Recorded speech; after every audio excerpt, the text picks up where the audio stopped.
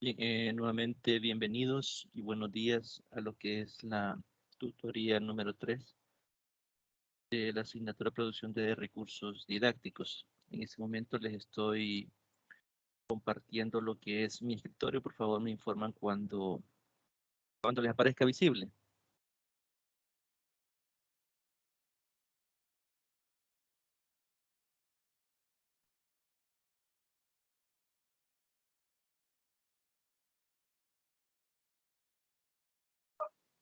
Yali. Perfecto, gracias. Bien, como les mencionaba, esta es la tutoría número 3 correspondiente al día de ahora, sábado 9 de octubre de 2021. De la asignatura Producción de Recursos Didácticos de la licenciatura en Enseñanza de la Matemática, ¿no? Tutoría número 3. Mi nombre, como creo que algunos ya me conocen, soy John Osvaldo Gómez Torres, tutor en este caso del grupo virtual de 2, y el coordinador de la asignatura es el licenciado José Mauricio Calle Ramírez, de la modalidad de distancia de la Facultad de Ciencias Naturales y Matemáticas de la Universidad de El Salvador. Para el día de ahora tenemos una agenda que básicamente es abordar los contenidos de la unidad 2, desde el 2.1 hasta el 2.6. En este caso tenemos primero lo que era salud y bienvenida, que es el punto que ya abordamos. Aparecerá un pequeño sondeo de lectura, siempre sobre los contenidos que les estoy mencionando. También luego tenemos lo que es el desarrollo, que básicamente es abordar esos 6 subtemas de la unidad 2, o 6 temas, perdón, de la unidad 2. Y luego tenemos lo que es la despedida, en la cual ustedes pueden hacer consultas, ya sea sobre las actividades o tareas o sobre lo que son los materiales.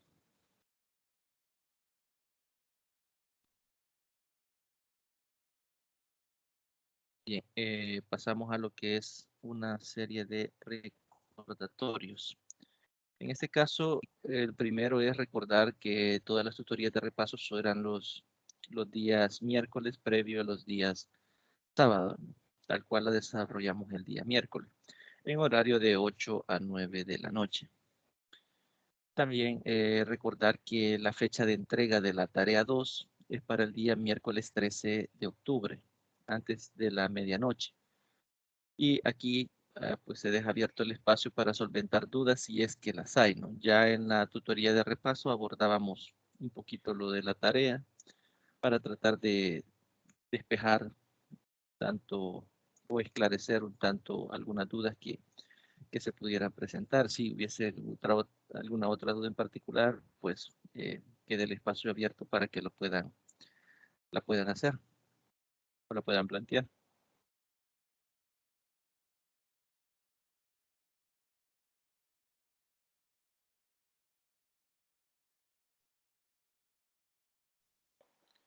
Bien, si no hay dudas, entonces pasamos al tercer recordatorio.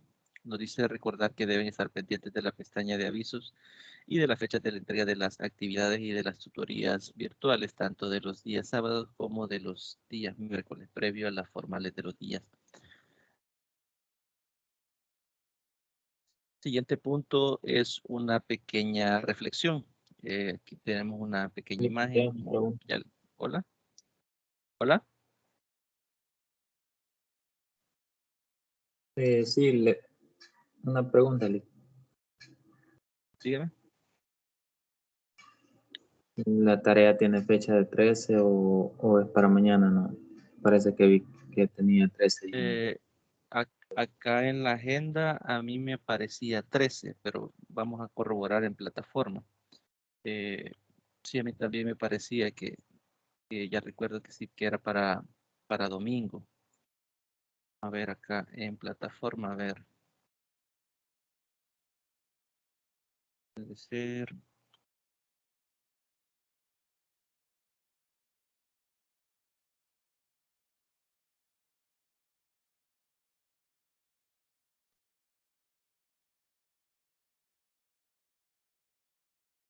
un poco lento el Inter, costando que cargue un poco.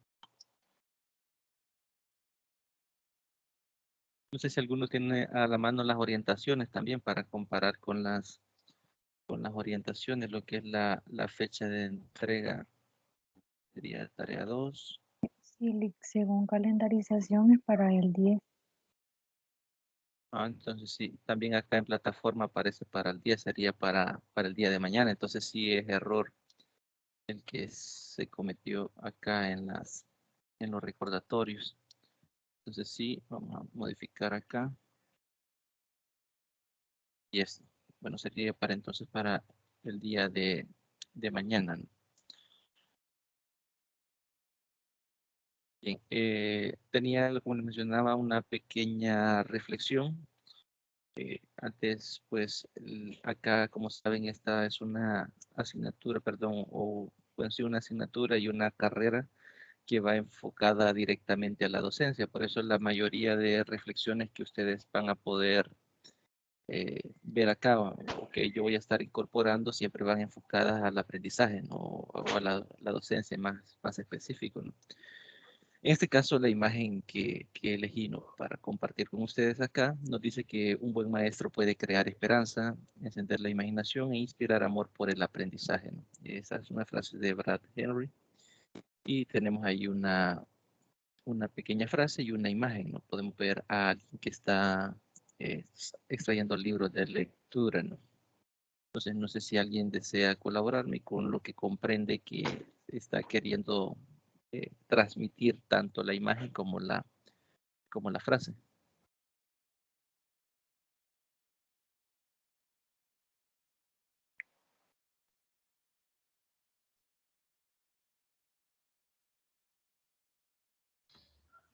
Buenos días, licenciado y compañeros. 10. En cuanto a esta reflexión, me hace recordar a mí el momento en que yo decidí estudiar esta carrera. Cuando yo estaba en séptimo grado, siempre traté de esforzarme a veces los estudiantes lo hacemos por pasar de grado, pero en ese momento hubo un maestro, muy, muy buen maestro. Él siempre nos motivaba a leer, nos motivaba a hacer las cosas de una manera más dinámica, y fue el punto donde sentí que él cautivó mi atención para que yo comenzara a sentir amor por las matemáticas. Entonces fue muy, muy exacta la comparación cuando leí esto de que el maestro enciende la imaginación y la inspiración, porque a veces de nosotros como docentes depende que los estudiantes también pongan el mayor esfuerzo, la mayor dedicación, porque si yo hago algo bonito, al alumno le gusta, lógicamente el alumno va a querer imitarlo, va a querer aprender, va a querer seguir sondeando. Entonces, es muy bonita la reflexión que está, y como les repito, es una historia que me regresó hace unos poquitos años atrás. Solamente eso. Bien, muchas gracias por compartirnos la experiencia. Sí, a veces ocurre, ¿no?, que un buen docente puede hacer que nosotros deseemos eh, convertirnos en uno, ¿no? A veces, como decía alguien, nos acordamos únicamente de los docentes que fueran buenos, y es hasta cierto punto entendible, ¿no? Porque nos inspiran a algo diferente, ¿no? En esta profesión, ¿no? Aquí hay muchas personas, como mencionó usted también, que al igual que como estudiantes, únicamente se interesaban en aprobar la asignatura con lo mínimo, pasar el grado. También hay muchos docentes de que carecen de esa vocación, ¿no?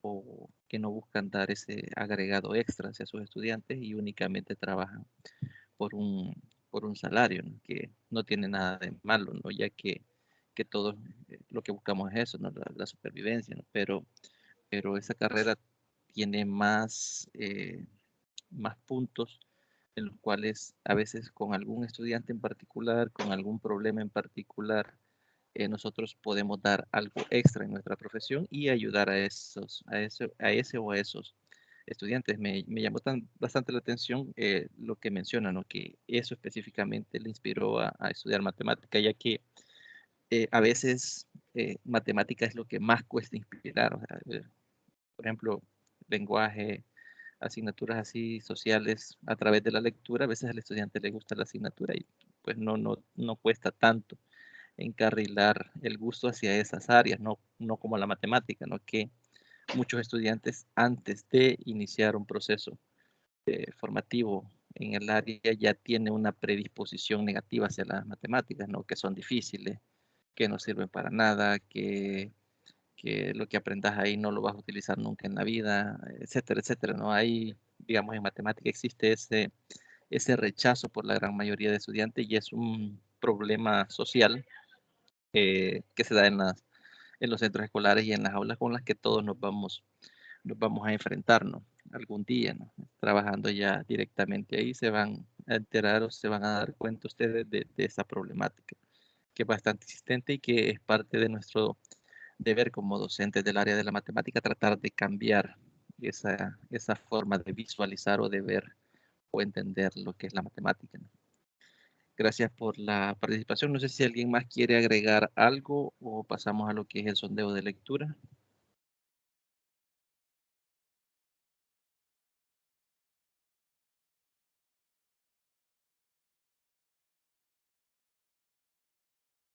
Bien. Para el día de ahora, como les mencionaba, básicamente es abordar lo que es toda la unidad 2. En este caso, yo saqué algunas preguntas puntuales, más que todo del contenido 2.3, el 2.5, si no me equivoco, y lo que es el 2.6. La primera pregunta es, ¿por qué es necesario el uso de licencias, ¿no? Ya sea, por ejemplo, de documentos con derecho de autor, de software, de aplicaciones, etcétera, ¿no? Es decir, ¿por qué es necesario o por qué es importante usar las licencias, ¿no? En este caso? La segunda pregunta, acá mencionarles, no recalcarles que acá no es necesario que digan puntualmente algo de lo que se leyó ahí o que recordemos específicamente qué dice, sino que entendimos nosotros cuando leímos el material, ¿no? Sobre el contenido 2.3, 2.4 y 2.6. La segunda pregunta es en qué consisten los REA o recursos educativos abiertos, que es el significado de la palabra o de la abreviatura REA, ¿no? Recursos educativos abiertos, ¿en qué consisten? ¿O cuál es la utilidad que para nosotros podría tener un REA? Y por último, ¿qué es un repositorio y cuál es la importancia que ustedes pueden atribuirle o notar en estos repositorios? ¿Cuál es la importancia de la existencia de estos repositorios?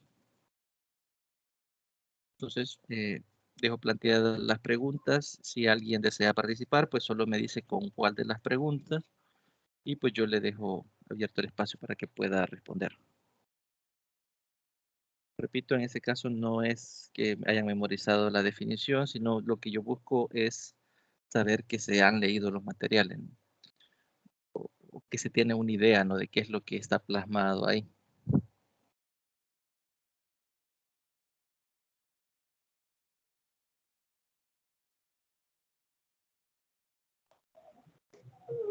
¿Me escucha, Lee? Sí, sí. Voy a hacer un aporte a la pregunta que dice ¿por qué es necesario el uso de licencia? Bueno, en este caso considero que es necesario porque de esa manera como se valida o se respalda el material que se sube, ¿verdad? Que se publica. Y también con esa licencia pues se tiene el permiso para poder editarlo, modificarlo, incluso compartirlo nuevamente, ¿verdad? Entonces por eso es necesario porque se adquiere como un permiso para poder hacer con el material, es utilizarlo de la manera, claro, correcta, pero como nosotros creamos conveniente. Correcto, gracias. Sí, no, de hecho ahí nos habla de lo que es el copyright, ¿no? Que es el hecho de utilizar de forma legal lo que son patrimonios intelectuales de algunos autores, ¿no?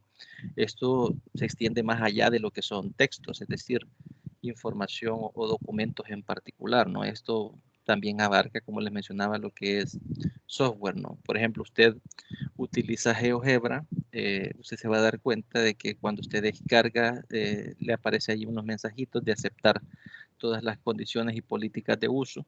Cuando usted acepta esas condiciones y políticas de uso, lo que está pasando es que usted está adquiriendo el permiso del autor o del dueño en esta clase de este programa o de GeoGebra en este apartado en particular, que le está permitiendo a usted el poder utilizar bajo ciertas condiciones lo que es ese programa, ¿no? Eso es una licencia, ¿no? Cuando tenemos lo que es un permiso en particular para poder utilizar los derechos intelectuales o el material intelectual o propiedad patrimonial de algún autor en específico, ¿no? Nos quedan planteadas aún dos preguntas. La segunda es en qué consisten los REA, que son recursos educativos abiertos, y qué es un repositorio.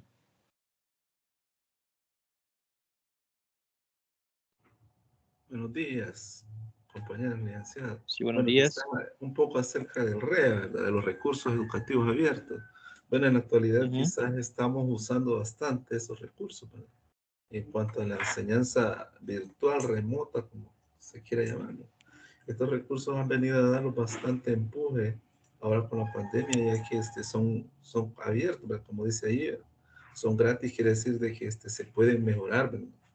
Y Correcto. esa es la idea, ¿verdad? De un recurso abierto, de un código abierto, es eso, ¿verdad? Que lo podemos mejorar y lo podemos subir a la plataforma para que otros le hagan modificaciones y no hay problemas de lo que mencionaban, del copyright, de todos los derechos de autor.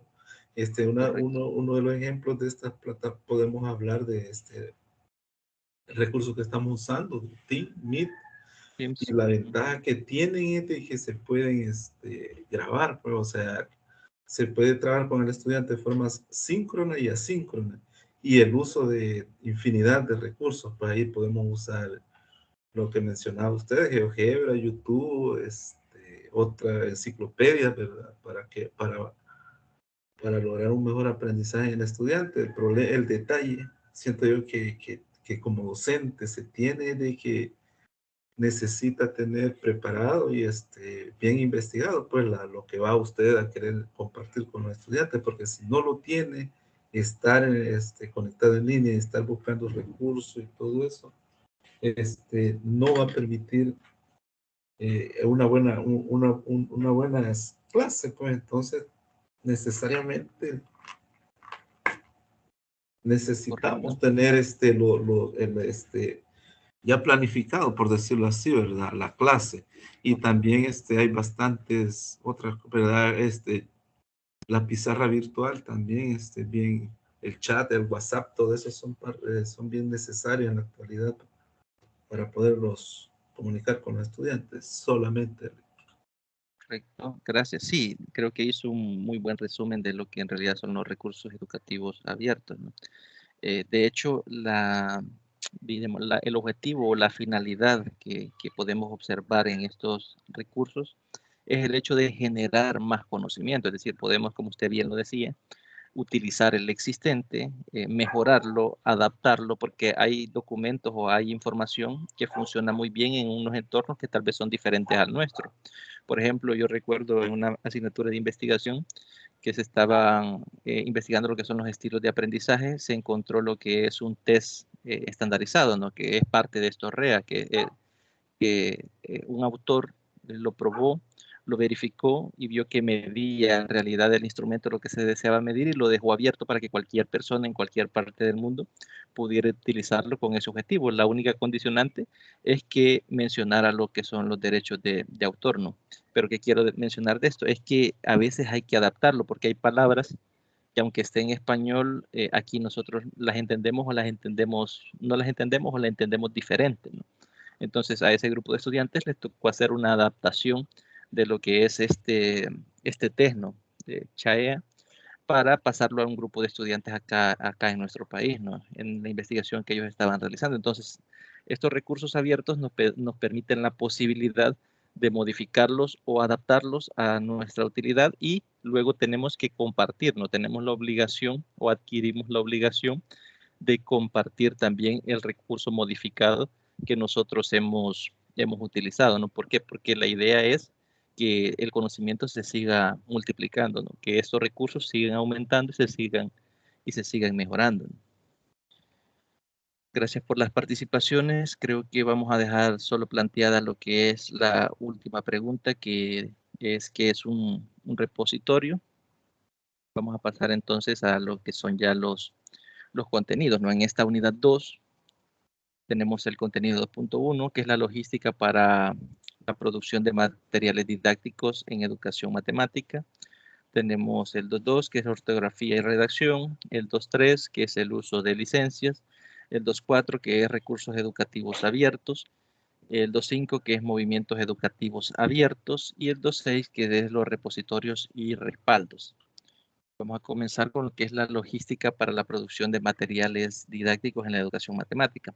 Primero tendríamos que comenzar definiendo qué es un diseño instruccional o por sus siglas DI. Algunos autores han planteado algunas definiciones y acá vamos a retomar 3 de ellas que son las que están ahí en el material de la unidad 2 para Berger y Kam en 1996, el diseño instruccional. Es la ciencia de creación de especificaciones detalladas para el desarrollo, implementación, evaluación y el mantenimiento de situaciones que facilitan el aprendizaje de pequeñas y grandes unidades de contenidos en diferentes niveles de complejidad. Si nos fijamos, esta es una definición bastante amplia y si nos concentramos en algunas de las palabras que nos menciona acá, vemos el objetivo directo que tiene el diseño instruccional. Por ejemplo, acá habla de especificaciones detalladas, es decir, paso a paso, qué es lo que se va a desarrollar, ¿no? Qué es lo que va a haber dentro del desarrollo de ese contenido, ¿no? Tiene que haber un detalle bastante profundo. También habla de la implementación, que sería básicamente la utilización de ese material elaborado con esas instrucciones detalladas. Una evaluación, que básicamente sería el verificar si el material cumple con los estándares de calidad para facilitar o sintetizar lo que es los procesos de enseñanza-aprendizaje, ya que todos estos materiales de aprendizaje lo que buscan es facilitarle al estudiante y al docente la posibilidad de generar conocimiento o de que el estudiante adquiera un conocimiento de una forma específica que se sienta o se considere un poco más factible o más fácil para esto, ¿no? El poder posibilitar estas situaciones de aprendizaje, ¿no? Vamos a revisar las otras 2 definiciones. En este caso, hablamos de Broderick en 2001, que nos dice que el diseño instruccional es el arte y la ciencia aplicada de crear un ambiente instruccional y los materiales claros y efectivos que ayuden al alumno a desarrollar la capacidad para lograr ciertas tareas. Si nos fijamos, esta es un poco más puntual, pero menos amplia, ¿no? En este caso, básicamente está haciendo una recolección de información, unas actividades a través de instrucciones, la utilización de estos materiales y que estos materiales deben de ser claros y efectivos, es decir, deben de cumplir con la función de hacer efectivo el proceso de enseñanza-aprendizaje y que están vistos estos materiales y estas instrucciones como una guía para facilitarle al estudiante la capacidad para que pueda él desarrollar ciertas actividades o lograr ciertas tareas como lo menciona acá en esta definición. También nos habla de Richel, Feil y Folsom en 2001 y nos apunta que el diseño instruccional supone una planificación instruccional sistemática. Cuando le ponemos el apartado sistemático a algo instruccional, es que lleva una jerarquía o un orden en el que se va dirigiendo. Cuando hablamos sistemático, estamos hablando de un orden específico, de algo ya previamente determinado. Esta instrucción sistemática incluye lo que es la valoración de las necesidades de los estudiantes, el desarrollo, la evaluación, la implementación y el mantenimiento de materiales y programas, ¿no? Si nos fijamos acá, en esta definición, ya aparece por primera vez lo que son programas, es decir, ya no lo limitamos o lo especificamos a materiales físicos concretos, ¿no? Ya aquí ya podemos ver la aparición de aplicaciones virtuales, ¿no? El uso de algunas herramientas que están en la web que pueden ayudar a facilitar esta labor, ¿no? Tanto para el docente como para el estudiante, ¿no? Creo que la mayoría ya conocemos, ¿no? Las más comunes, ¿no? Para educación, ¿no? Tetraphoton, tenemos GeoGebra, tenemos Python, tenemos, se me han ido algunos nombres, Derive, es decir, hay muchísimas programas, muchísimas aplicaciones en la web que se están utilizando alrededor del mundo. A veces podemos preguntarnos, ¿no? Aquí en nuestro país tenemos escuelas, centros escolares donde se tiene la tecnología, se tiene el acceso a Internet, se tienen todos estos recursos que pudiesen posibilitar a veces la utilización de estos programas o estos materiales virtuales y no lo hacemos, ¿no? A veces no lo hacemos por desconocimiento, a veces no lo hacemos por comodidad. Hay muchísimos factores, ¿no? que influyen en el hecho del desapegarnos, ¿no? De lo que va saliendo a la vanguardia, ¿no? En este caso, con la utilización de diseños instruccionales, ustedes pueden ampliar o utilizar, ¿no? Todos estos recursos físicos o, en este caso, virtuales, ¿no? Si nos fijamos de estas tres definiciones que hemos revisado, en todas aparece lo que es la faceta de la evaluación, ¿no? ¿Por qué la evaluación? Es decir, ¿para qué evaluamos nosotros como docentes? ¿Para qué nos sirve la evaluación? Muchos podemos o pueden pensar que la evaluación es un mero trámite en el cual nosotros asignamos una valoración positiva o negativa sobre si se aprendió o no se aprendió ese contenido, ¿no?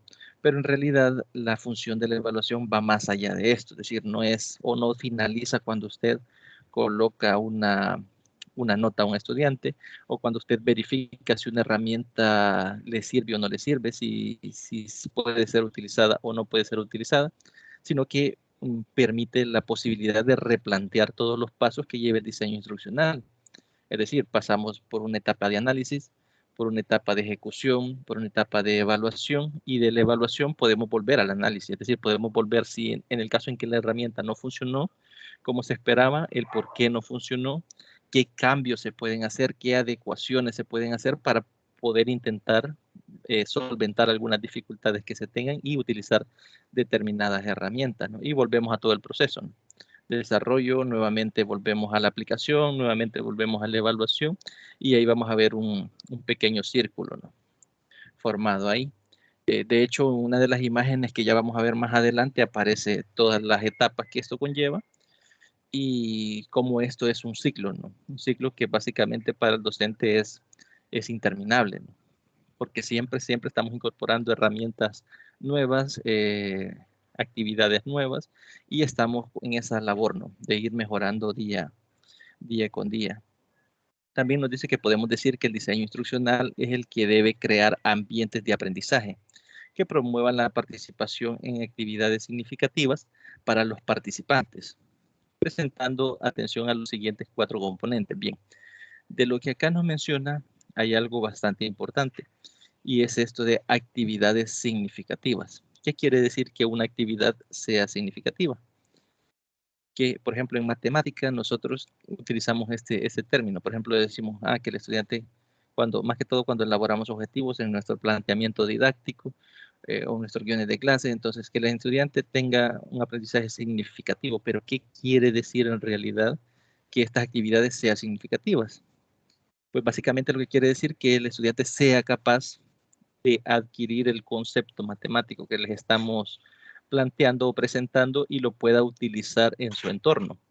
Por ejemplo, poniendo un caso más puntual, si usted, por ejemplo, le está enseñando en bachillerato al estudiante, por ejemplo, sistemas de ecuaciones lineales o otro tema, ¿no? En particular, él comprende el concepto, puede resolver los ejercicios, pero él puede, que sea significativo, quiere decir que él puede utilizar ese conocimiento en el mundo que lo rodea. Por ejemplo, si él en su casa tiene un problema y desea, por ejemplo, medir la distancia tal vez de la altura de la pared y y el tema que vio en clase fue razones trigonométricas, y mide la sombra y mide lo que es el ángulo de elevación, y él a través de ese concepto puede solventar un problema que él tiene en su vida real.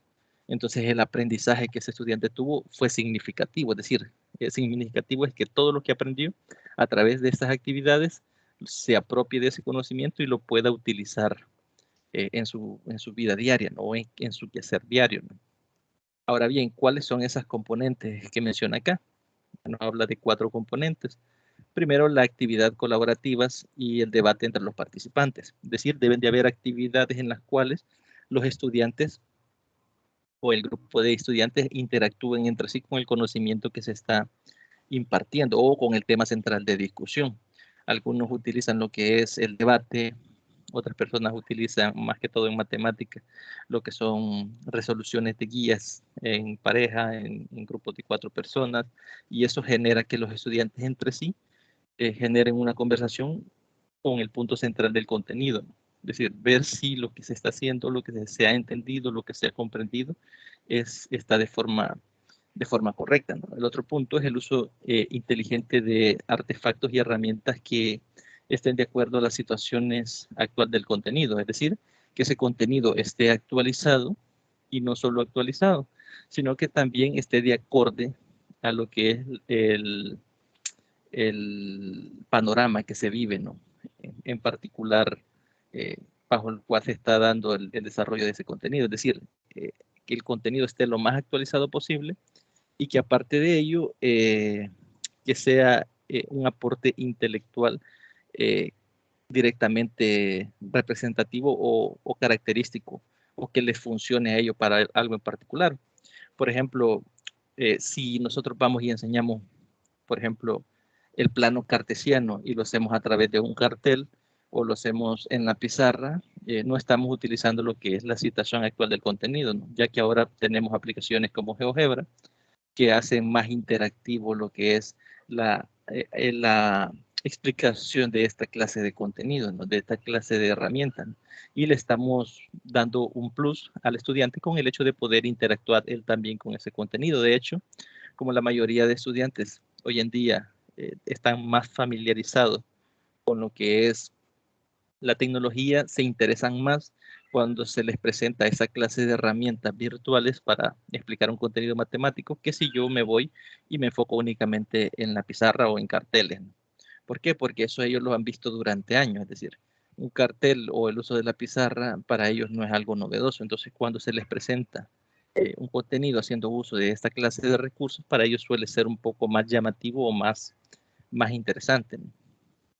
También lo que es la construcción y el resguardo de los conceptos propios, y al final tenemos lo que es el buen uso de los 3 recursos comunicativos. En este caso hablamos de textos, hablamos de hipertextos, hablamos de imágenes y hablamos de lo que son archivos multimedia. Creo que estos conceptos ya la mayoría, o sea, no son nuevos para nosotros, creo que la mayoría los hemos manejado. Si acaso algunos a veces pensamos que los hipertextos son algo nuevo, pero si vamos e investigamos al respecto, nos vamos a dar cuenta que básicamente con el origen del Internet ya se hablaba de lo que son los hipertextos, ¿no? Que un hipertexto es una lectura que no es de forma secuencial, es decir, no es como leer un libro. Usted va, por ejemplo, a Wikipedia, busca una definición matemática, aparecen unas ciertas palabras en azul, entonces cuando usted da clic en esa palabra, le redirecciona al contenido que habla sobre esa palabra en específico. Entonces usted ya no sigue leyendo en línea recta hacia abajo, sino que ahora está leyendo otro documento, y de ese documento puede pasar a muchos otros documentos más. Entonces la lectura ya no es lineal, y a eso hace referencia lo que es el hipertexto, ¿no? Imágenes y archivos multimedia, es decir, archivos que juntan lo que es el audio y imágenes, ¿no? Directamente. Y aquí está lo que les hablaba yo del ciclo, ¿no? La logística para la producción de materiales didácticos y el modelo para el diseño instruccional, ¿no? Ahí aparece en el material lo que es el modelo ADI, que en sus siglas significa análisis, diseño, desarrollo, implementación y evaluación, ¿no? Solo que acá aparece en inglés, ¿no?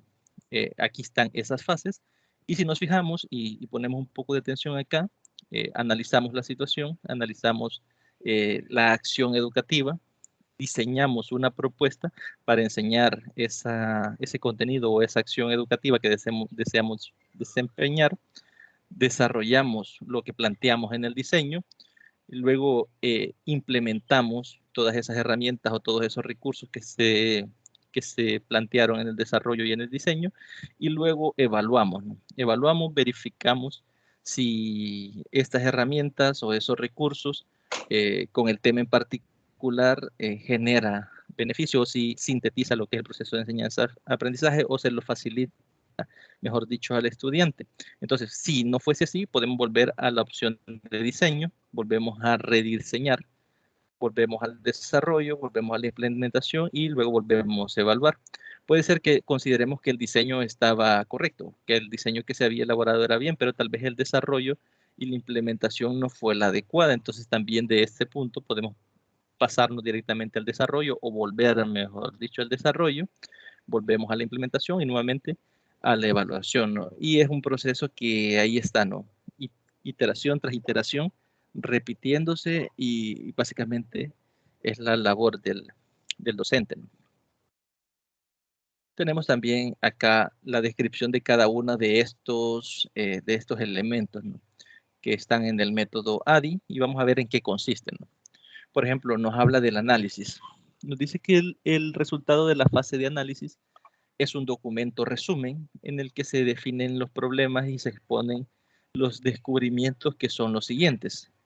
En este caso, el perfil que deben de tener los participantes o el perfil que tienen los participantes, la identificación de la solución de formación, que incluye el método de distribución de los participantes y de la infraestructura relacionados. Por ejemplo, ustedes pueden proponer tal vez trabajos individuales, trabajos grupales, cómo van a estar distribuidos esos grupos, es decir, básicamente se refiere al qué ambientación o al qué distribución se va a tener directamente en el aula, si lo queremos ver ya como una propuesta didáctica, ¿no?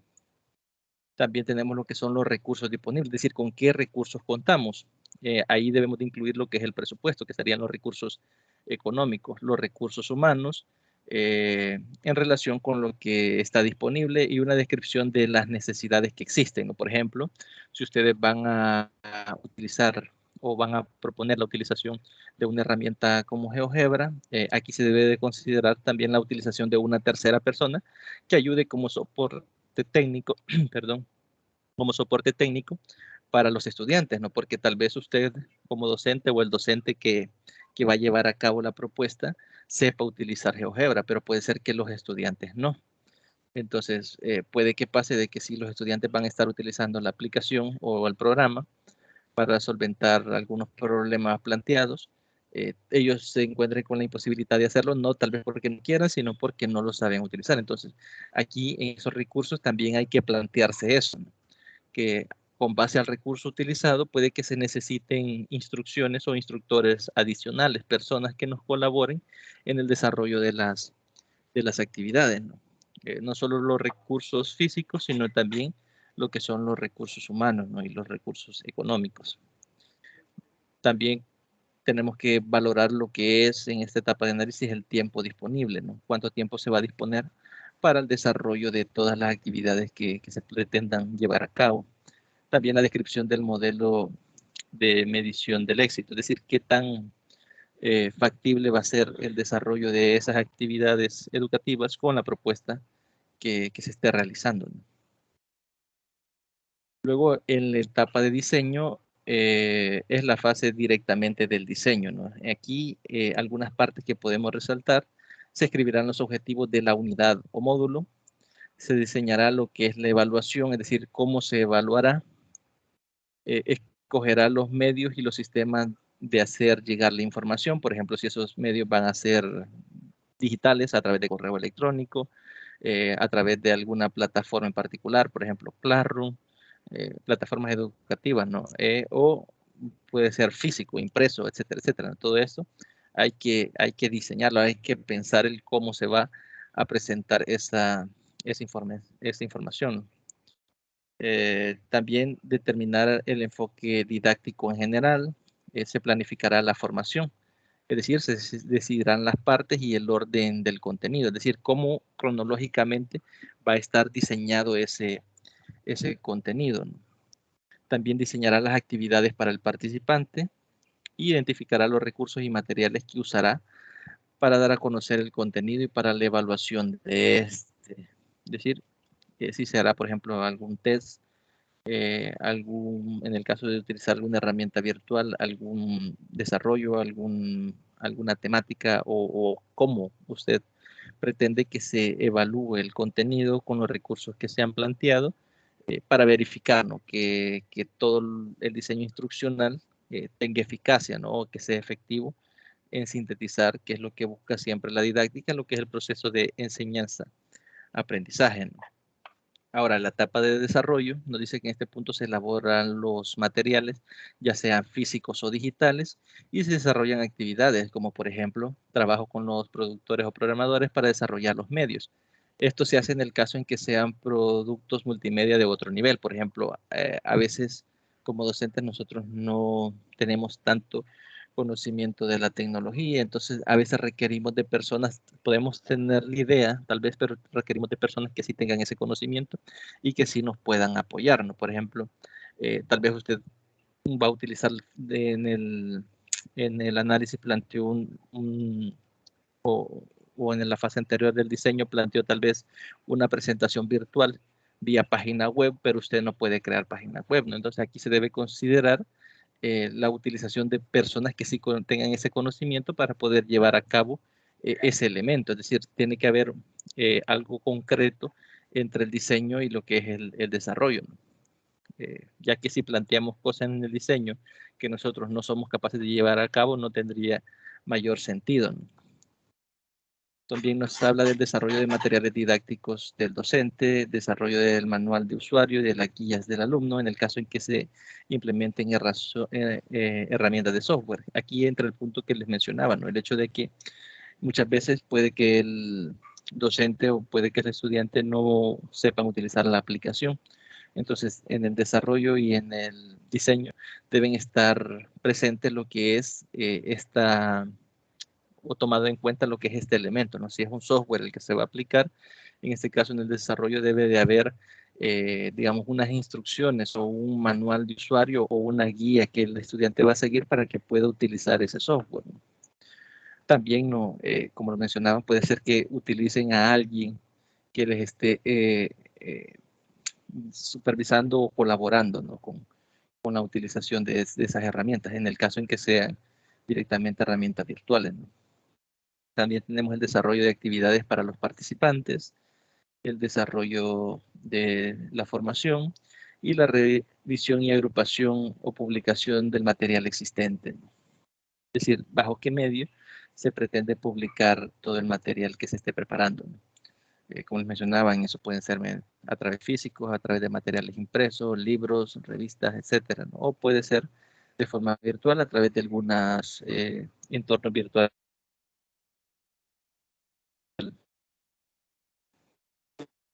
El siguiente paso es la implementación, ¿no? Se refiere a la implementación del proyecto didáctico con las herramientas establecidas en el análisis y en el diseño. Esta fase incluye las actividades como, en este caso, publicar los materiales de forma presencial o virtual, implementar los materiales elaborados, es decir, utilizar los materiales que se han elaborado directamente ya en la clase o en el contenido en particular. En el caso en que se usen herramientas tecnológicas o software, se debe desarrollar estrategias de apoyo para capacitar a los estudiantes en el uso de estas herramientas. Es decir, antes lo consideramos o lo planificamos y en esta etapa ya de ejecución o de implementación debe de estar desarrollado ese elemento, ¿no? El hecho de capacitar al estudiante para que pueda utilizar esa herramienta, ¿no? Y tenemos los ciclos de revisión continua, ¿no? Estar constantemente verificando que todo vaya de acuerdo a lo planificado, ¿no? Y aquí hablamos de apoyo técnico, ¿no? Ese apoyo técnico puede verse, digamos, ejemplificado de una forma más directa cuando se utilizan herramientas de software o herramientas virtuales, ¿no? Que estas personas están ahí para solventar cualquier problema de utilización de herramientas de software, ¿no? o directamente si el docente tiene alguna dificultad con alguna herramienta que se esté empleando, ¿no? Entonces, para eso sirve lo que es el apoyo técnico. Y por último, llegamos a la faceta de evaluación. Bueno, acá nos menciona que a partir de la implementación, de la evaluación y los ajustes y las correcciones que sean continuas o son continuos, y en algún punto llevará una segunda aplicación, que es lo que veíamos en el ciclo. Repetimos el ciclo completo una vez y se hacen los ajustes pertinentes según el análisis que resulte de la evaluación para ver a qué punto modificamos, qué punto cambiamos o qué punto necesita ser mejorado. Y eso se suele ocurrir, pero con estudiantes diferentes, es decir, no lo hacemos con el mismo grupo. A veces repetimos el planteamiento o el planeamiento didáctico, pero con otro grupo diferente, lo cual nos lleva a un trabajo extra, ya que tenemos que ver las necesidades específicas que tiene cada grupo. No todos los grupos tienen las mismas necesidades y a veces toca adecuarse bastante a lo que es la necesidad del grupo en particular, ¿no? Acá nos dice que lo que implica que los materiales se deben mantener actualizados en base a las necesidades de cada grupo, que es lo que les estaba mencionando, ¿no? Es que manténgase actualizados es que conforme va avanzando el tiempo, nosotros vamos actualizando el contenido. Por ejemplo, si yo les pregunto a ustedes, hace 20 años, ¿cómo creen que se formaban a los docentes o qué mecanismos se utilizaban o qué contenidos o temas se veían en las universidades para formar docentes? No son los mismos que hoy en día. Es decir, antes no se planteaba al uso de la tecnología como una metodología de enseñanza o como una herramienta que facilite el proceso de enseñanza-aprendizaje, ¿no? Entonces, estos docentes que se graduaron hace 20, 30 años, no fueron formados en el uso de la tecnología. De ahí que puede ser que hoy en día, más con lo del COVID, nos hayamos dado cuenta de que les cuesta bastante lo que es usar directamente la tecnología para la enseñanza, pero es porque ellos no fueron formados bajo esos recursos, ¿no? ¿Qué hubiera pasado si las universidades no se actualizaran? Que no mantuviesen actualizados lo que son sus contenidos y sus propuestas didácticas, ¿no? De enseñanza, o la forma pertinente del grupo, las necesidades que tenemos hoy en día, los nuevos docentes, las que tienen ustedes, son diferentes a las que estaban hace 30 o 40 años, ¿no? Porque antes, como les repito, no se utilizaban computadoras, ahora sí. Entonces, la necesidad del grupo nuestro es la capacitación en el manejo de tecnologías informáticas, ¿no? O de tecnologías de información y comunicación. Esa necesidad no se tenía hace 30 años y ahí vemos evidenciado la importancia de mantener actualizados, ¿no? Lo que son esas bases con base a las necesidades, ¿no? de los diferentes grupos. Puede ser que de aquí a 30, 40 años se utilicen otras herramientas y usted, si no se actualizó, si no se mantuvo en un proceso de formación continua, pues va a estar muy desfasado, desactualizado y pues va a ser un problema, ¿no? Directamente el poder tratar tal vez de actualizarse cuando ya ha pasado muchísimo tiempo de desfase, ¿no? Entonces, esa es una de las importancias que tiene lo que es la actualización de esa base, ¿no? Entre las actividades que forman la evaluación tenemos las siguientes: realizar evaluaciones formativas y acumulativas, también interpretar los resultados de la evaluación de los alumnos, es decir, aquí evaluamos el por qué son buenos o por qué los resultados son malos, ¿no? Y vemos en qué consideramos que se falló, qué se puede mejorar y hacemos las adecuaciones pertinentes, ¿no? En el diseño instruccional que hemos planteado, ¿no? También sirve para recoger las opiniones de los graduados y de los no graduados. También revisar las actividades, ¿no? Porque pueden ser de que los malos resultados no sean producto del fallo del diseño instruccional, sino que sean producto de la mal redacción o la mala utilización de lo que son las actividades que se han planteado, ¿no? Por ejemplo, puede ser de que usted, suponiendo, no planteó un buen diseño y no consideró que los estudiantes, como les mencionaba, no iban a poder utilizar la aplicación software. Y usted llevó a los estudiantes a la implementación y ahí fue un caos porque nadie pudo utilizar la aplicación y los resultados fueron negativos, tal vez no porque no se comprendió el concepto o el contenido, sino porque no fueron capaces de utilizar las herramientas. Entonces, a veces, o mejor dicho, es importante revisar lo que son las actividades, ¿no? Las actividades que se han planteado dentro del análisis en la evaluación para ver e identificar los elementos que fallaron efectivamente, ¿no? Porque puede ser de que atribuyamos un mal o un buen resultado a una causa que no lo es, ¿no? Tal vez es otra la causa y tal vez lo que cambiemos sí estaba bien, ¿no? Entonces es bastante, hay que tener bastante cuidado en ese apartado, ¿no?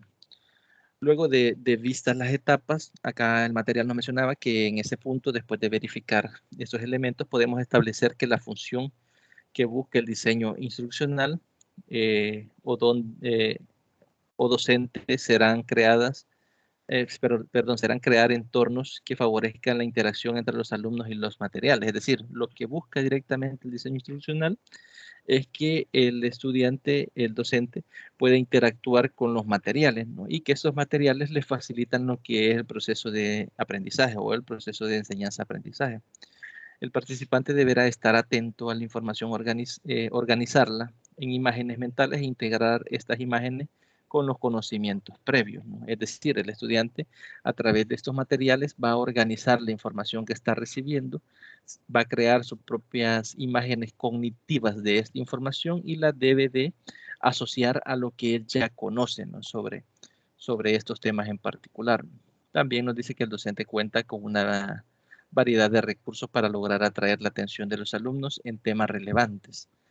Esto es importante por lo que les mencionaba, que hoy en día la mayoría o casi la totalidad de estudiantes se centran en la tecnología. Entonces, nosotros hoy en día tenemos la posibilidad de emplear, ¿no?, herramientas que facilitan estos procesos o que pudiesen llegar a facilitar estos procesos y que también puede ser atractivos o llamativos para los alumnos o para los estudiantes, ¿no? Entonces, está en nuestra responsabilidad como docentes el poder ejecutar, ¿no?, la utilización de estas herramientas, ¿no? Porque como les mencioné al principio o antes, ¿no?, a veces nos encontramos con que hay proyectores en los centros escolares, que hay computadoras, que hay internet y aún así nadie los utiliza, ¿no?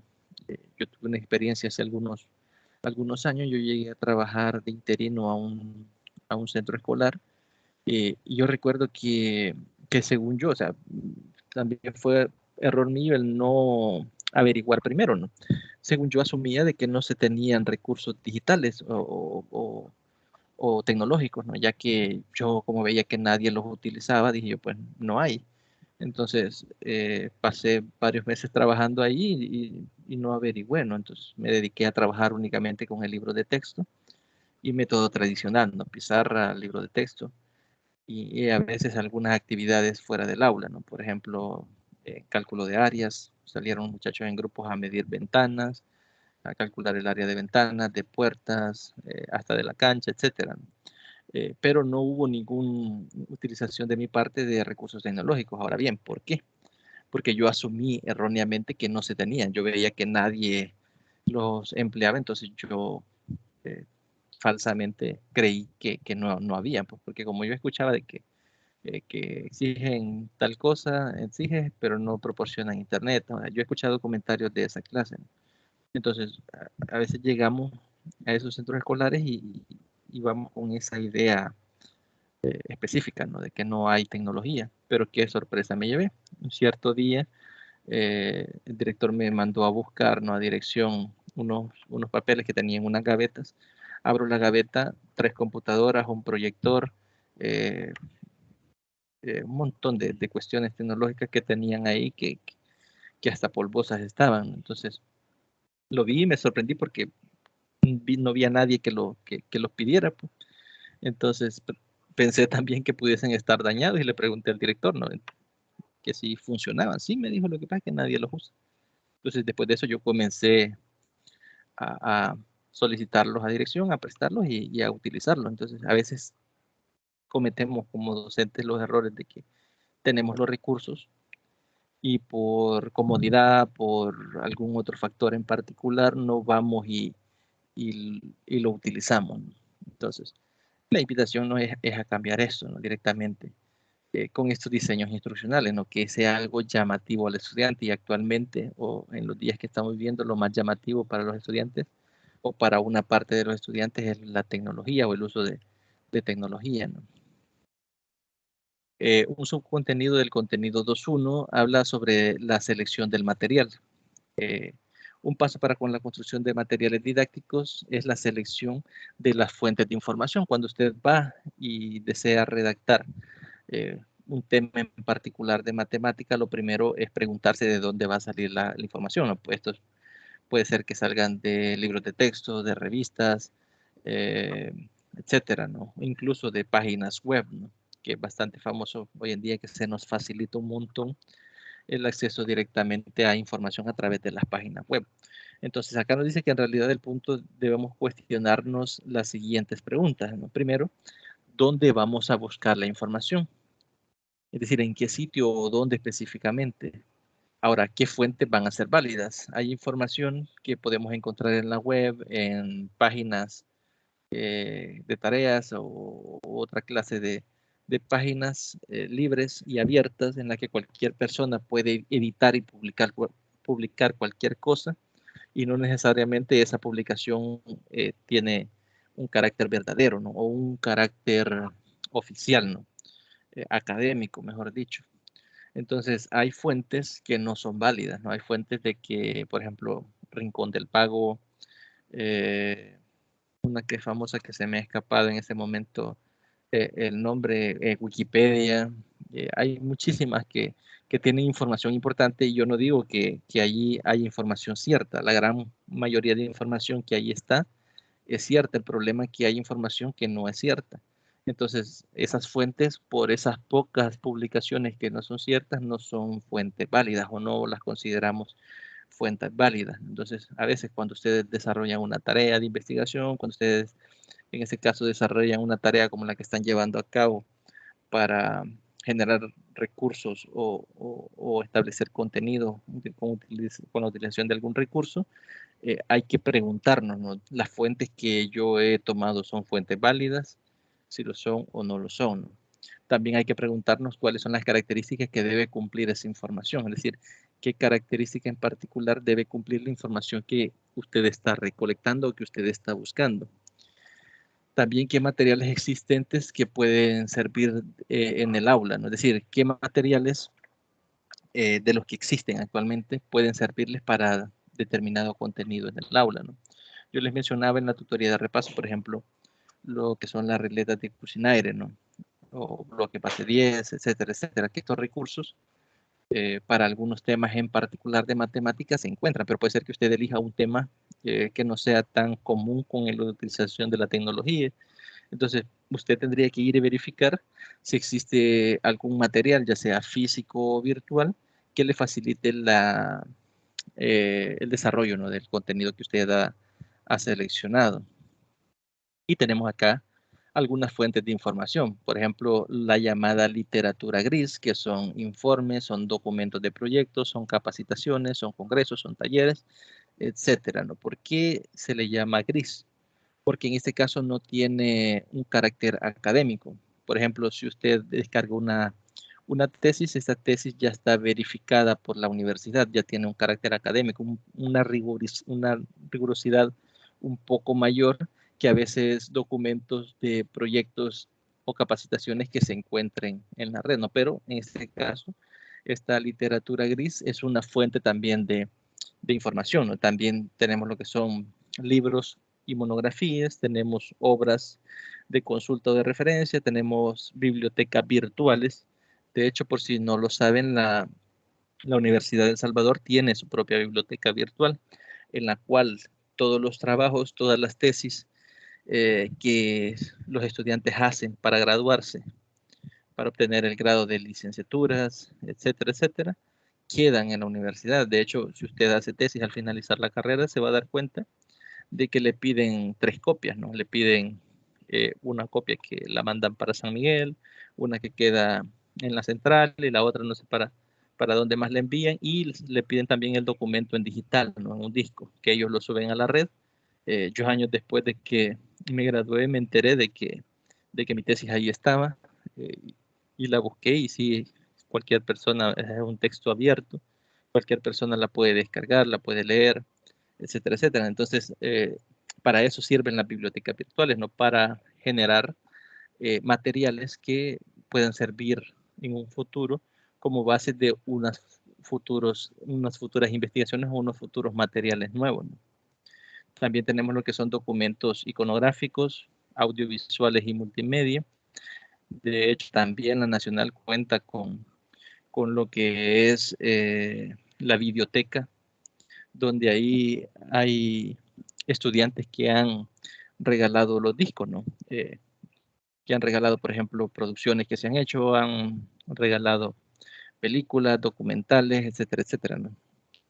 También contamos con los famosos blogs, artículos científicos, entrevistas, páginas web, que creo que es el que la mayoría utiliza con bastante frecuencia cuando realiza investigaciones o búsqueda de contenidos en la web. Creo que la mayoría no vamos a artículos, no páginas web en particular. Entonces, si nos fijamos acá, tenemos una inmensidad de fuentes de donde podemos extraer o buscar la información, ¿no?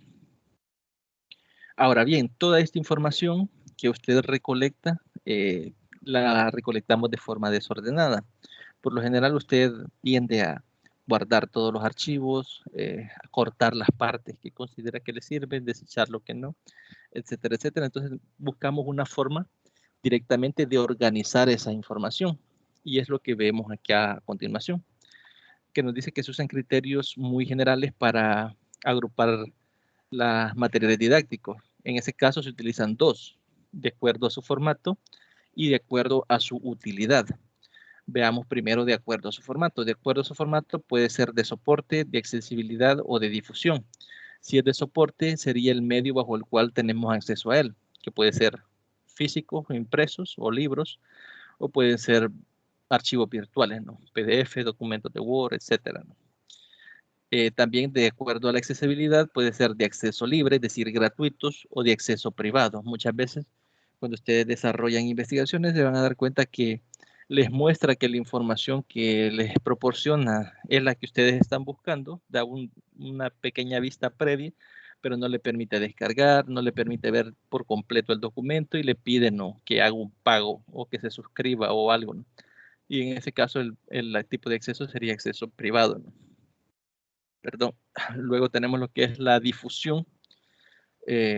Muy conocido, si es muy conocido o difundido, o si es muy específico o poco difundido. Es decir, si es un material que se conoce mucho, por ejemplo, si yo les hablo del álgebra de Baldor, en difusión ese es un libro que está muy, muy conocido y muy difundido. Y hay otros libros que son muy buenos, que no son conocidos, o que, por ejemplo, para matemática hay uno que se llama Virgilio Gómez, que es, bueno, es el autor del libro, es muy bueno para matemática el libro, pero es muy poco conocido. Entonces, aquí en la difusión a veces nos encontramos con esas dos características, que sea un libro que esté suficientemente conocido, que sea algo que sea específico y poco, haya tenido una difusión muy poca, ¿no? Ahora bien, de acuerdo a la utilidad podemos ver algunos niveles, por ejemplo, de acuerdo a su contenido, de acuerdo al nivel educativo, al momento en que se utiliza, al tipo de actividades o tareas que conlleva, o al tipo de aprendizaje, ¿no? Por ejemplo, de acuerdo al contenido, puede ser de aritmética, de álgebra, de geometría, estadístico, cálculo. De acuerdo al nivel, estamos hablando de infantil, primaria, media o superior. Al momento en que se utiliza, si se utiliza antes de la etapa instruccional, si se utiliza durante la etapa instruccional, o si se utiliza después de la etapa instruccional. Y de acuerdo al tipo de tareas y actividades, puede ser mostrar o observar, puede ser proponer o manipular, puede ser plantear o resolver problemas, o puede ser buscar y desarrollar estrategias. Y para finalizar, de acuerdo a la utilidad, tenemos el tipo de aprendizaje. Puede ser que se busque solo memorizar, que sería retener información y recuperar información. Si busca solo comprender o relacionar, si busca solo resolver problemas, si busca aplicar o la aplicación de algoritmos, o si busca ejercitarse, ¿no? Cuando hablamos de ejercitarse, no es de ejercicio físico, sino de dominar una técnica. Por ejemplo, una guía que tenga 10 o 15 ejercicios de sistemas de ecuaciones lineales, lo que busca en ese aspecto es que el estudiante, mediante la repetición, ejercite, ¿no?, en lo que son las soluciones. Entonces, dependiendo qué es lo que busque el tipo de aprendizaje, puede ser cualquiera de estas categorías, ¿no? Y con eso funciona finaliza el contenido 2.1. No sé si hasta acá hay algún comentario, algo que les haya llamado la atención, algo que a mí se me haya escapado y que ustedes deseen agregar, pues pueden hacerlo.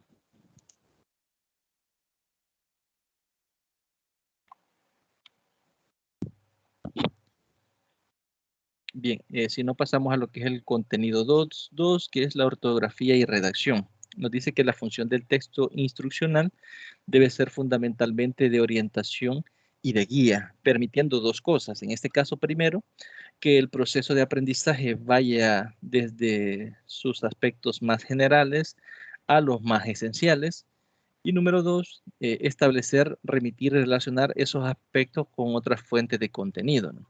Y aquí vemos un pequeño esquema, ¿no?, en la cual tenemos lo que es el lenguaje, algunas características, ¿no? Tenemos lo que es el lenguaje, tenemos lo que es la organización y la titulación, tenemos lo que es el manejo de espacios, valores visuales, imágenes y visualización.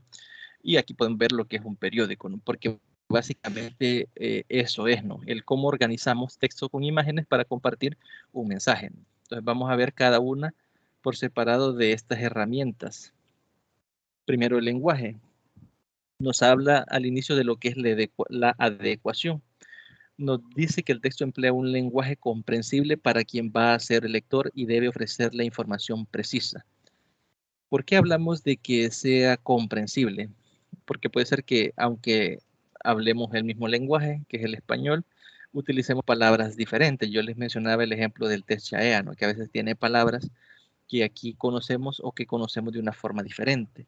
Entonces, ese lenguaje utilizado debe de ser comprensible para todos los que lo leen, para el público al cual va dirigido. Ejemplo de esto, no sé si ustedes han visto un periódico que salió acá no hace mucho, no me acuerdo cómo que llamaba, pero el Chivo, no me acuerdo, algo así era el nombre, no sé si alguien recuerda el nombre de ese periódico, que a mí se me ha escapado, en el cual ellos utilizaban un lenguaje coloquial, ¿no?, por el salvadoreño. Lo mismo que ocurre con noticieros como, por ejemplo, Código 21, ¿no?, que utilizan un lenguaje coloquial salvadoreño. ¿Ustedes creen que si esta clase de periódicos o fuentes de información van y la presentan en otro país, por ejemplo Honduras, que también habla español, la van a entender de la misma forma en que nosotros la entendemos cuando vemos el noticiero o cuando leemos este periódico? Y la respuesta es que no, porque aunque hablemos el mismo lenguaje, la utilización de algunas palabras difieren. El uso de algunas palabras que nosotros tenemos es diferente a la utilidad que ellos le dan. Incluso palabras tan simples como, por ejemplo, niño, bicho, patojo, no sé en qué país que les dicen patojo, pero es acá en esta región. O sea, si ustedes escuchan patojo, ustedes creo que lo menos que van a entender es que me estoy refiriendo a un niño, ¿no? Y ellos lo utilizan para referirse a los niños, ¿no? Entonces es bastante importante que el lenguaje utilizado sea comprensible para las personas a las cuales está dirigido el material, ¿no? Ahora bien, también esto debe llevar lo que es una intencionalidad. Todo texto expresa algo, es decir, tiene una intención comunicativa que el autor deberá alcanzar mediante el uso de estrategias. También tenemos lo que es la informatividad. Debe ser interesante, novedoso y comprensible. ¿Por qué? Porque si no es interesante, si no es novedoso o si no se comprende, el lector deja de leer, ¿no? Si por el contrario le resulta muy interesante lo que está leyendo, novedoso o lo comprende a la perfección, va a seguir leyendo, ¿no? También habla de lo que es la coherencia. Un texto es coherente cuando las diferentes ideas trasladan en el mismo se centran en una idea global.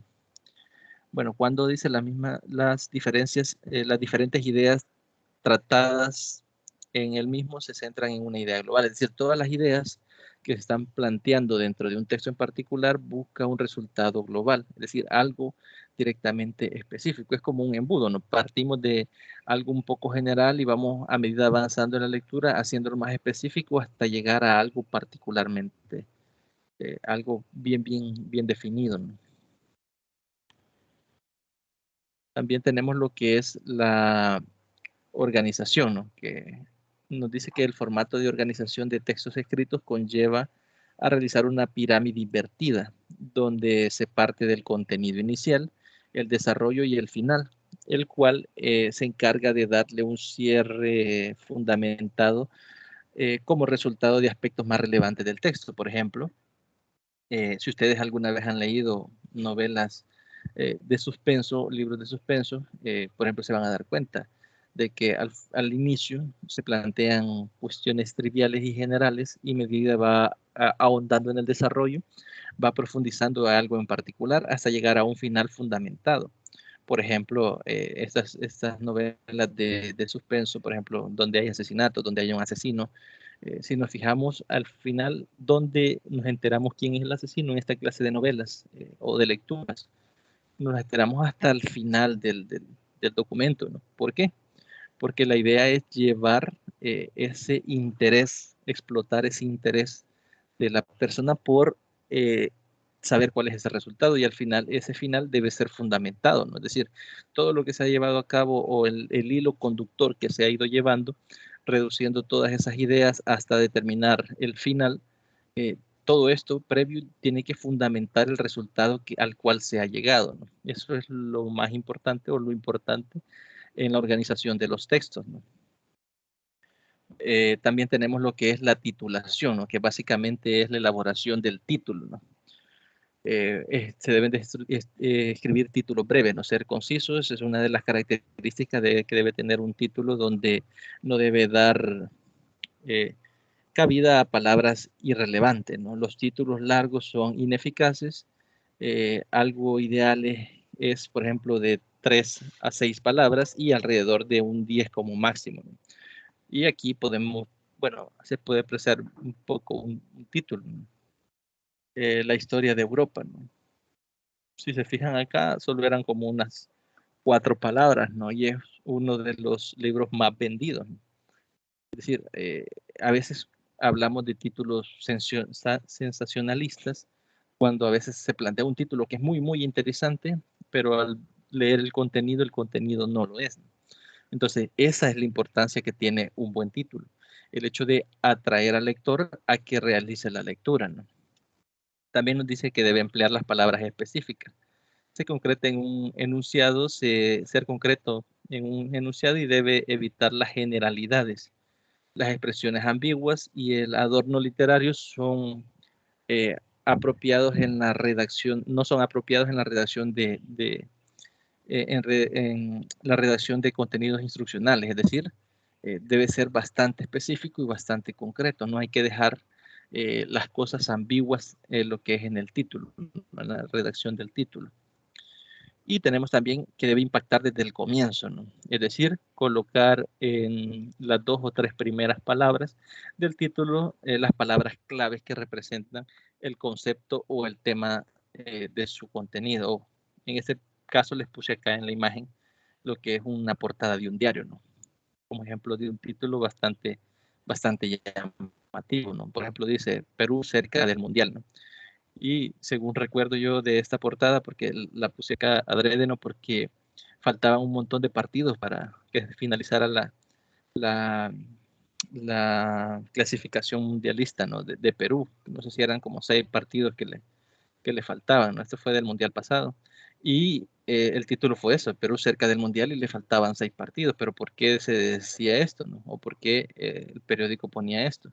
Porque habían ganado un partido bastante importante, ¿no? Entonces, consideraban que los demás partidos tenían menos trascendencia que el partido que se había jugado, ¿no? Entonces, por eso decían Perú cerca del Mundial, cuando en realidad le quedaban un montón de partidos, ¿no? Pero ¿qué hacía eso? Ese título e impactaba, ¿no? La persona leía y, puchica, está a nada de clasificarse, ¿no? Aunque le faltaba mucho camino, ¿no? Entonces, si se fijan, esta clase de títulos impactan, ¿no?, al lector, ¿no?, que tiene un cierto interés sobre el contenido que tiene en este caso el artículo, ¿no? Ahora bien, otras características es el manejo de espacios.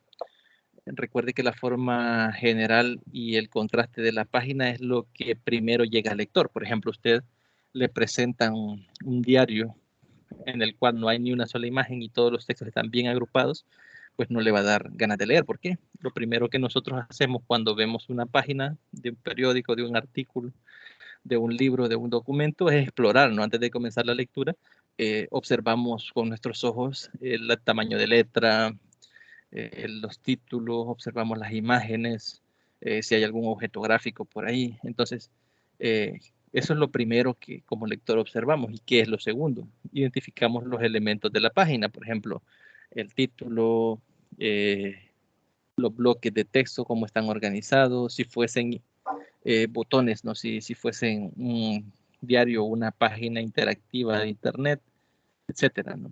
Ahora, también debemos de considerar lo que son los valores visuales, ¿no? La estructura visual del texto también toma importancia, ya que facilita al estudiante el poder hacer uso de una idea de lo que le espera, ¿no? Es decir, de qué nos espera al desarrollar la lectura, ¿no? Para darle a las palabras u oraciones una intención y significación de determinados, usamos varios valores visuales. Cuando hablamos de valores visuales, estamos hablando de fuentes, es decir, estilos de letra, del tamaño de letra, y un ejemplo bastante usado es la utilización de la letra negrita para resaltar algo de un texto normal, ¿no? Si usted coloca algo, por ejemplo, acá así, como veíamos en esta presentación, y está esto resaltado en negrito sobre el resto de texto normal, pues también llama la atención, ¿no? Entonces, hace que nos fijemos primero en esto, ¿no? Sería en este caso las titulaciones, las características que debe de tener la titulación, a diferencia de acá, que como no lo usé, pareciera que está todo dentro del mismo texto y no llama la atención, ¿no? Entonces ahí vemos un contraste en el cual los valores visuales añaden una importancia en cuanto a la característica o la importancia que el lector le va a dar al texto en general, ¿no? Ahora bien, la utilización de imágenes. Nos dice que las imágenes son poderosas herramientas de instrucción, ya que pueden describir o mostrar elementos que solo a través del texto resulta difícil de transmitir. Lo fundamental es que ambas fuentes, tanto el texto como las imágenes, se encuentren integradas en un modelo mental unificado, ¿no? Todo elemento visual debe ir acompañado de un comentario textual de lo que escriba. ¿Dónde podemos ver esto?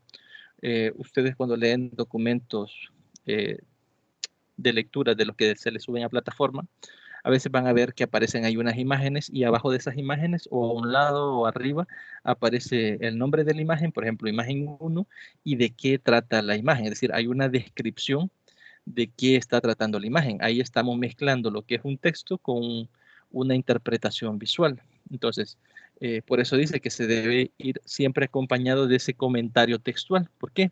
Porque si yo no le coloco ese comentario textual y no describo de qué trata la imagen, puede ser que un lector interprete algo diferente a lo que yo como editor de este mensaje quiero que interprete. Entonces, para esa razón se hace ese acompañamiento y se recomienda ubicar la explicación textual de la imagen cerca de la misma. Es decir, no tiene sentido, por ejemplo, que yo coloque la imagen y que lejos de la imagen coloque la explicación de la imagen, ¿no? Sino que debe estar relativamente cerca de la imagen para intentar evitar lo que son unas interferencias de los canales, tanto a través del texto como a través de del gráfico, ¿no? Y luego tenemos lo que es la visualización, que se debe tomar en cuenta que si el material está escrito, será visualizado en formato digital o impreso, es decir, cómo va a ser transmitido ese material o de qué forma le va a llegar a la persona o al estudiante o al grupo de personas que lo van a utilizar, ¿no? Si va a ser a través de un medio digital o a través de un medio impreso, ¿no? Así como también sus respectivos formatos, ya que se debe organizar de la mejor manera para que sea accesible para el lector. Es decir, la organización de una página web Es muy diferente, por ejemplo, a la de un libro, ¿no? ¿Por qué? Porque en las páginas web tenemos algunas características que en el libro no poseemos. Por ejemplo, tenemos lo de la escalabilidad, que usted, por ejemplo, si lo ve en el teléfono, expandiendo sus dedos desde un punto central, puede ampliar o disminuir un texto o una imagen, ¿no? Ver con más amplitud una imagen más específico. Esto no se puede hacer directamente en un material impreso. Entonces, por eso habla de lo del formato, el formato de presentación, ¿no? Va a variar y debe de variar de acuerdo a cómo va a ser presentado, ¿no? Y ahí finaliza lo que es el contenido 2.2. Vamos a ver lo que es el contenido 2.3, que nos habla de lo que es el uso de las licencias, ¿no? Que era la pregunta que aparecía ahí en el sondeo de lectura. Nos dice que en la actualidad las tecnologías de la información y comunicación y los nuevos dispositivos han facilitado enormemente el acceso a todo tipo de recursos, así como la posibilidad de compartirlos y difundirlos.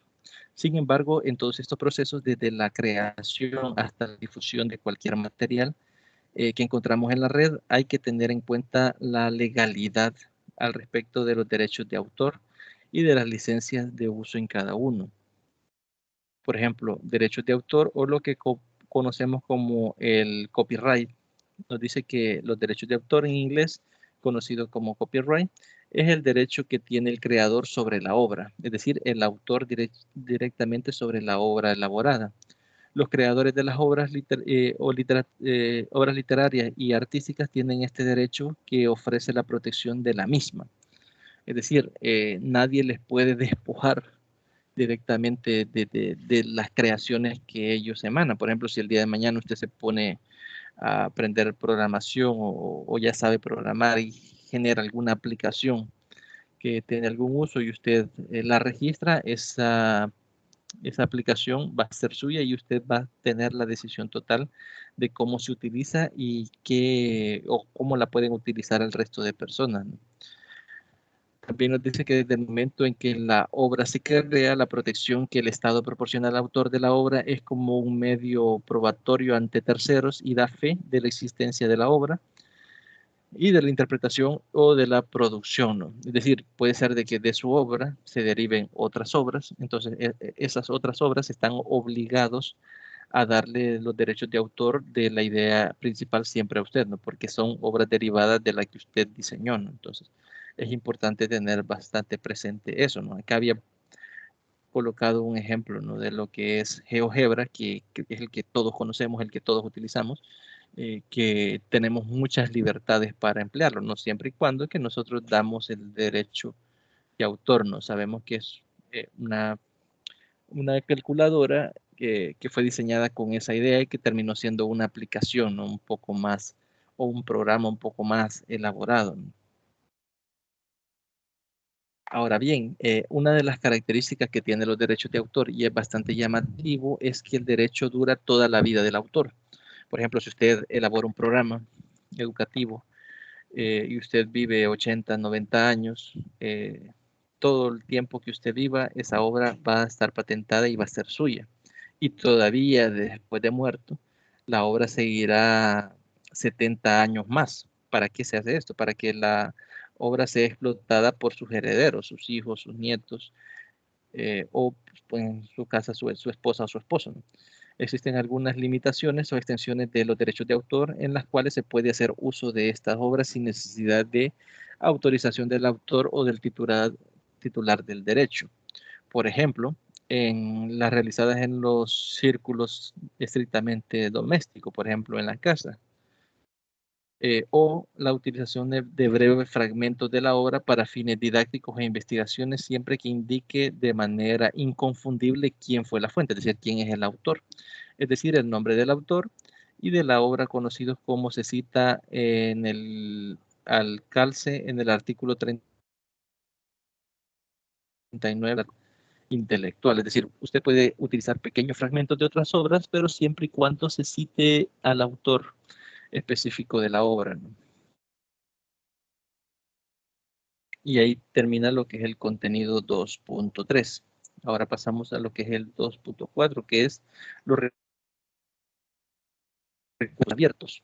Nos dice que conocidas como copyleft varían de similares a libres, es decir, de semilibres a libres, es decir, que tienen alguna protección de copyright o que están totalmente libres o gratuitos al público, aunque surge en un ambiente de software de código abierto, es decir, que muchas personas pueden modificarlo, agregarle, quitarle. Un ejemplo bastante utilizado para nosotros de matemáticas es la utilización de lo que es el lenguaje LaTeX, ¿no? Hay muchísimos programas para que ustedes puedan escribir en LaTeX y algunos tienen algunas herramientas o algunas librerías que son mucho más fáciles o más intuitivas de utilizar que otras y siempre está en constante mejoramiento, ¿no? Es algo que al ser un código abierto muchas personas pueden entrar y modificarlo, ¿no? También tenemos lo que dice acá que en el documento Copiar Malditos fue publicado con una licencia de uso libre, ¿no? Analiza los diversos tipos de licencias y sus características y explica en qué consiste el copyleft y sus ventajas, ¿no? Tenemos lo que es el Creative Commons, que nos dice que este proporciona licencias públicas de derechos de autor que incorporan un exclusivo innovador diseño de 3 capas. ¿Cuáles son esas capas? Código legal, es decir, legalmente registrado, un código que pueden entender los abogados, legible por humanos, es decir, explicado de a qué pueden tener acceso con esta clase de licencias, que lo podemos entender todos los que no somos abogados, es decir, ustedes, yo y cualquier otra persona que no tenga conocimiento legal, y también legible por máquinas, es decir, que los algoritmos que buscan verificarnos las fuentes de información que se encuentran en la web, los puedan identificarnos, que puedan ser legibles si existe o no existe algún derecho de autor protegiendo algún documento en particular. Esto es bastante utilizado por nosotros los docentes, no más que todo cuando queremos verificarnos los trabajos que los estudiantes envían. Si queremos ver si algún estudiante ha hecho aportes personales o si queremos ver si algún estudiante ha copiado y pegado únicamente sin dar derechos de autor, utilizamos algunas herramientas que están en la web en las que ustedes copian el texto, lo pegan y el mismo sistema determina si ha sido copiado, parcialmente pegado o si hay algún grado de coincidencia, ¿no? A eso se refiere con que sea legible por máquina, ¿no? Que las máquinas pueden identificar si ya existía ese aporte en texto, ¿no? O si es algo nuevo, ¿no? Un aporte totalmente nuevo, ¿no? También nos dice que en conjunto estas 3 capas de licencia, de esa que estábamos hablando acá, que sea legible, que sea entendido, o el código legal para los abogados, legible para humanos y legible para máquinas, esas serían las 3 capas, garantizan que el espectro de derechos no sea solo un concepto jurídico, es decir, que no se quede en algo directamente para los abogados, ¿no? Sino que nosotros lo podamos entender y que también las máquinas lo puedan utilizar, ¿no? Es algo que los creadores de las obras pueden entender, los usuarios podemos entender e incluso la propia web o las máquinas puedan entenderlo también. Nos dice acá que poner nuestras obras bajo una licencia de Creative Commons no significa que no tenga derechos de copyright. Es decir, no quiere decir que esos documentos con esta clase de licencia no tengan derechos de autor, ¿no? Sino que ese tipo de licencias ofrece algunos derechos a terceras personas bajo ciertas condiciones específicas, las cuales son las siguientes, ¿no? Primero, el reconocimiento, que básicamente es la atribución del contenido o del producto generado, que nos dicen que en cualquier explotación de la obra autorizada por la licencia, en este caso de Creative Commons, facilitará reconocer la autoría, es decir, quién es el autor de esa obra, ¿no? También debe ser no comercial, es otra clase de licencias que proporcionan, ¿no?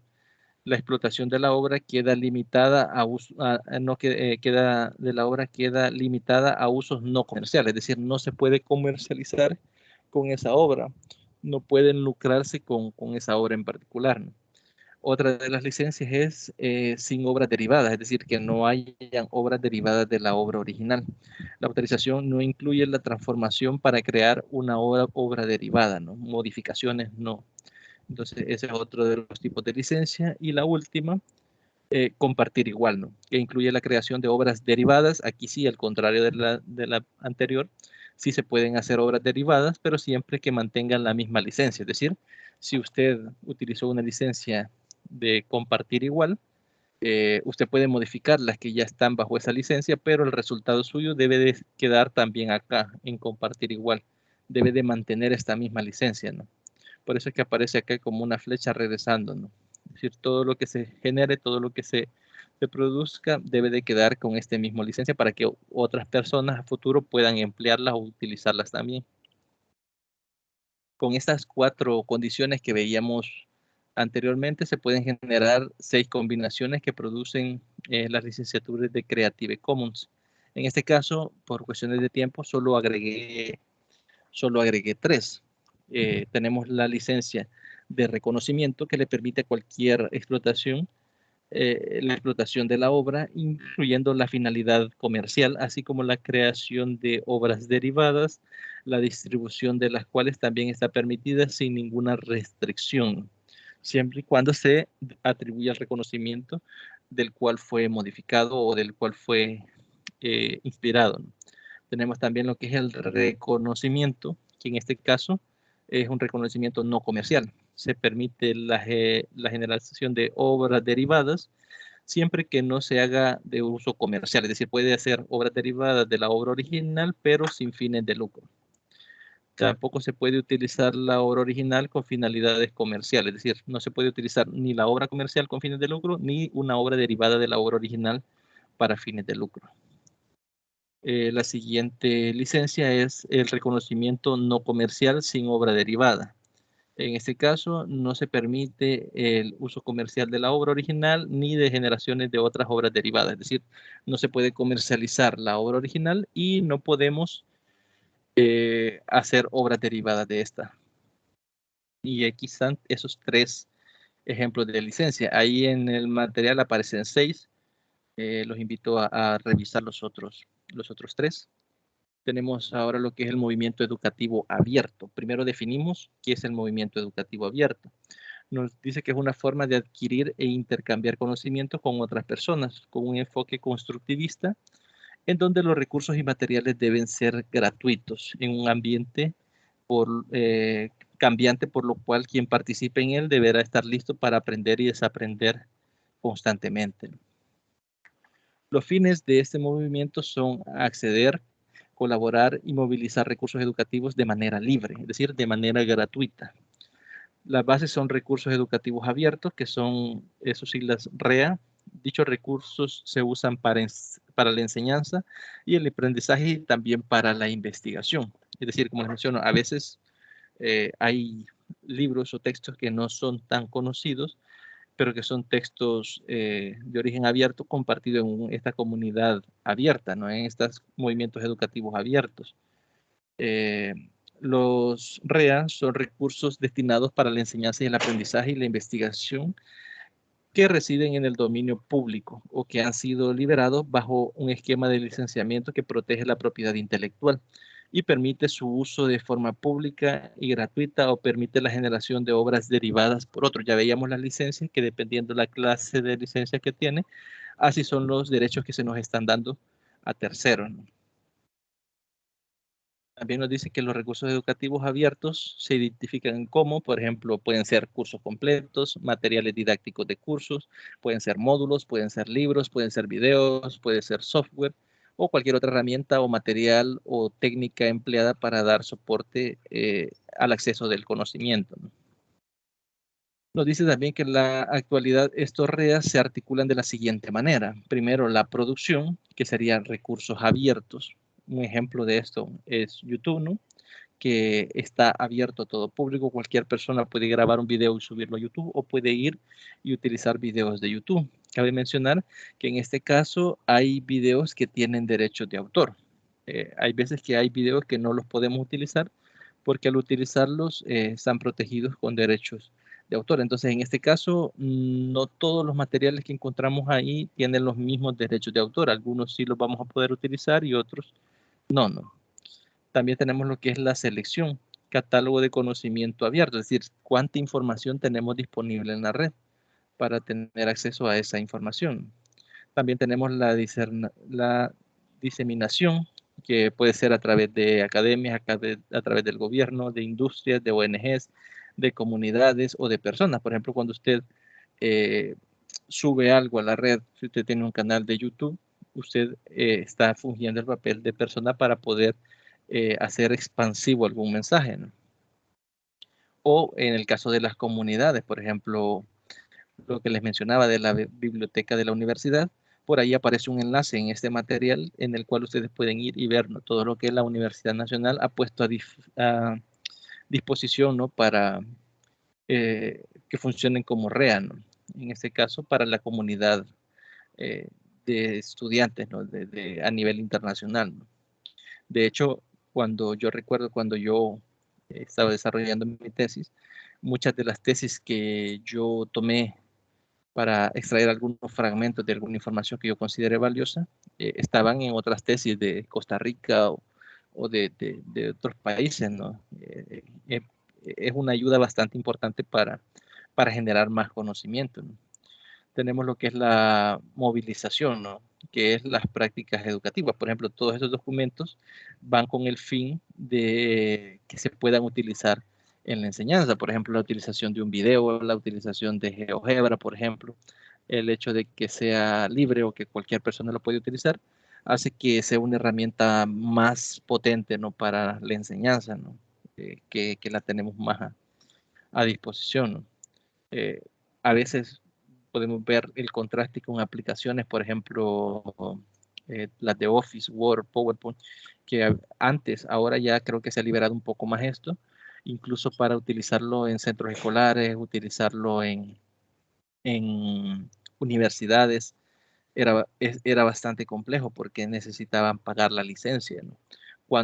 ¿Por qué? Porque no eran una comunidad educativa, no era un material abierto, ¿no? Y ahora sí, tengo entendido que para educación, al menos a educación, digamos, formal, ya está habilitado. No sé la verdad, no sé si aún no pagan, pero ya muchas personas tienen más acceso a lo que son estas licencias de uso educativo, ¿no?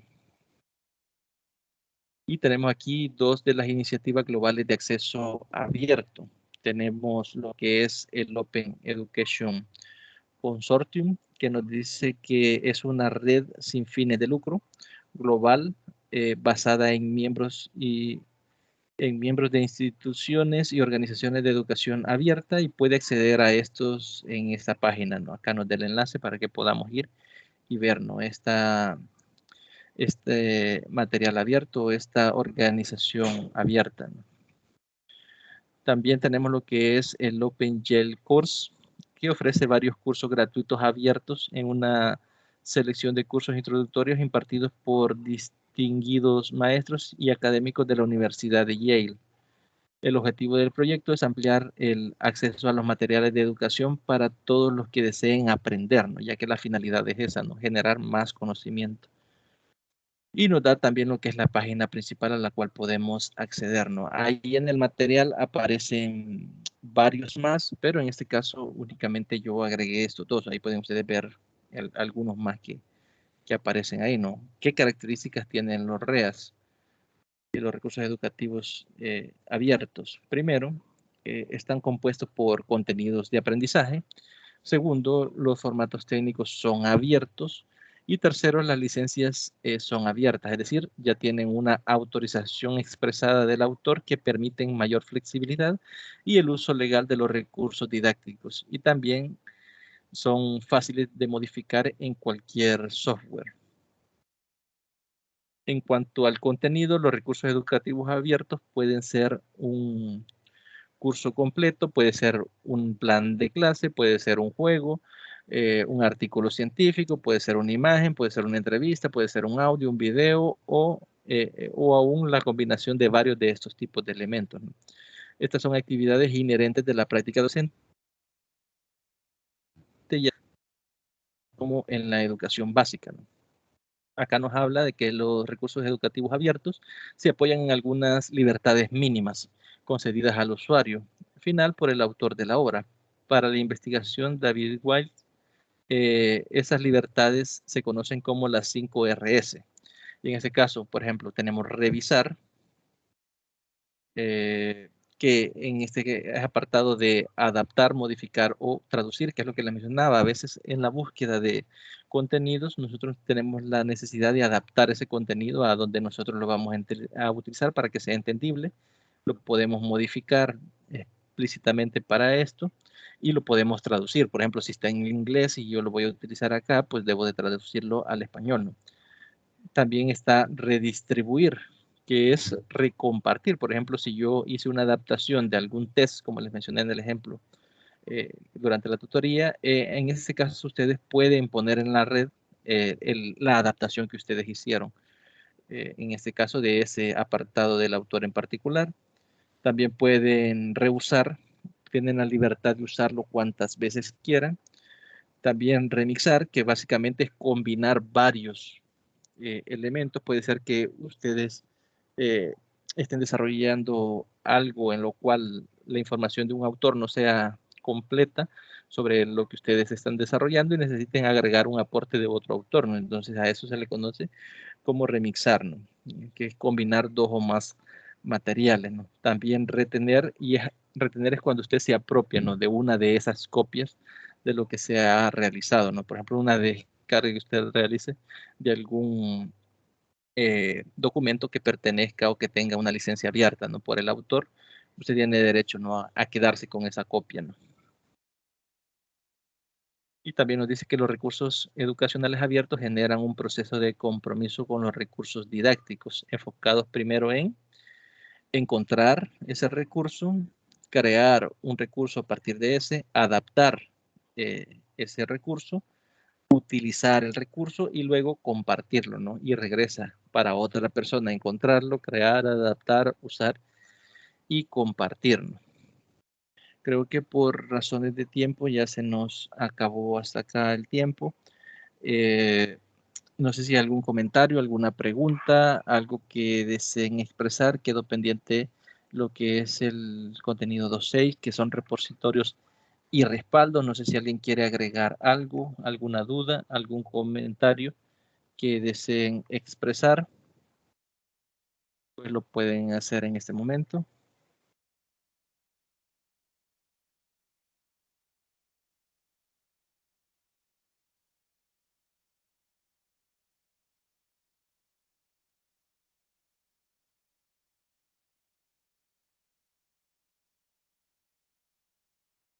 Bien, si no hay preguntas, pues lo dejaríamos hasta acá.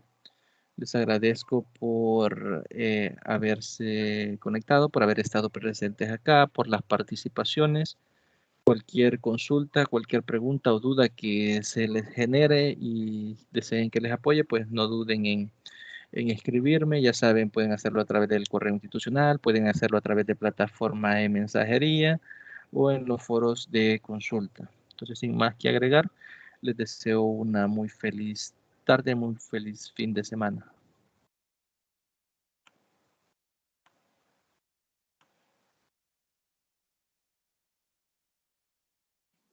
Gracias, igualmente.